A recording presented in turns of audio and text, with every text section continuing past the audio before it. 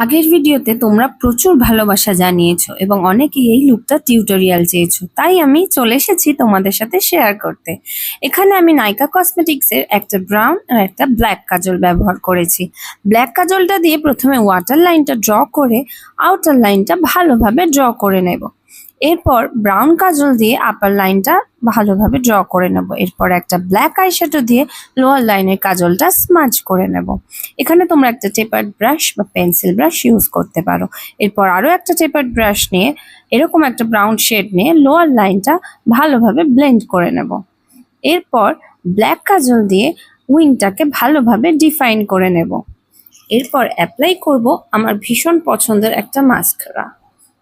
এরপর নাইকার pillow fight lip liner দিয়ে আমি লিপের আউটার লাইনটা ভালোভাবে ড্র করে নেব।